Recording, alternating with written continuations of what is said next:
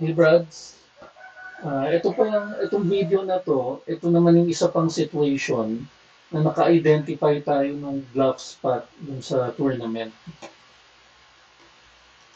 Okay, kung mapapansin nyo, ganito yung nangyari naman dito. Meron akong ace-jack sa early position, i-raise ko 2.5 big blinds, isang caller, tapos itong nasa gitna, nasa late position, yung sa cutoff, tini-bet niya ako. Hindi naman ganun kalaki yung pre-bet niya eh. So, given na ito yung nakikita kong stats nun sa GG Poker, 33, 21, 13.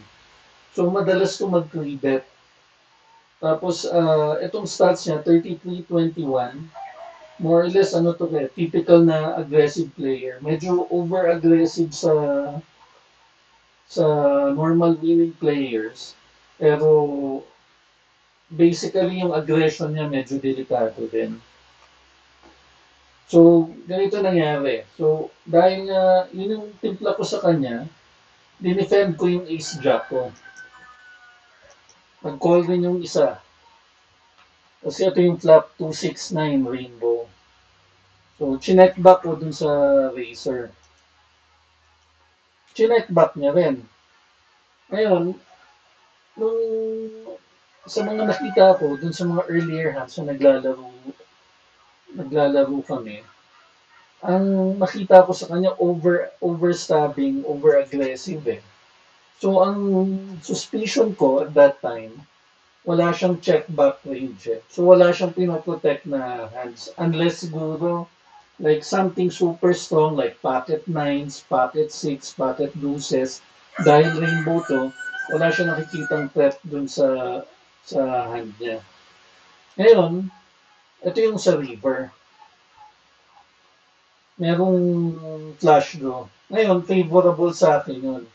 Kasi most likely, wala ring ibang binablock ko yung yung possible na flush na ni-raise nila. Like kung kunyari ace jack of ace jack or ace queen of clubs, hindi mangyayari yun kasi nasa akin ace of clubs. May blocker ako. So, tapos ang suspicion ko nga dahil wala siyang check back range, which ito, nung pag-upload ko sa poker tracker, medyo na-identify rin siya. Kasi yung c-bet percentage siya, 80% eh. Usually mga ganito ka-aggressive sa flop, stab yan eh. So pagka nag-check sila, most of the time, 90% of the time, ibig sabihin na wala silang home run. Wala silang tinamaan. Anong pwedeng i-3-bet niya? Ace Queen, Ace King, Ace Jack, mga King Queen, mga overcards. Yun yung mga most likely possibilities. I would imagine kahit pocket 8 siguro, baka pwede niyang i-check back yon. Kahit na almost no check back range siya para mag-pot control. Pero let's say may jacks, queens, kings, aces, ibebet niya na yun sa flop. Tapos naman, ganito yung ginawa ko. Nagbet ako ng one-third pot para to force kung meron man siyang overpair dito, which is probably wala kasi chinek back niya yung flop eh. Or kung let's say, uh, yung mga pwedeng maging check back niya dahil very small yung check back range niya eh. Pocket nines, pocket six, pocket deuces. E di, i-raise niya to dahil may threat ka na eh, may mabubuong flush eh. May connectivity na yung board. So yung 7-8, pwedeng threat sa'yo, pwedeng lahat ng flush draw, 7-8 of clubs, lalo na, ganun. I-raise niya ako dito. So, parang na-probe ko siya kung ano yung strength ng hand niya. Eh, ito yung nangyari. Oh, so, nag-fold to. So, wala na tayong problema doon, wala. Tapos, ito naman, flinat call niya. Isa lang ibig sabihin nun. Pwedeng sabihin mo, may 6-7 siya. Pwede niyang chinek yun. Sabihin mo, ace queen, ace jack, pwedeng chinek niya yun, tapos kinol niya to para lang mag-defend dun sa, parang nagpo-float, yun yung ginawa niya. Ngayon, dalawa yung ma-achieve mo pagka 1/3 lang yung binet mo sa situation na to eh.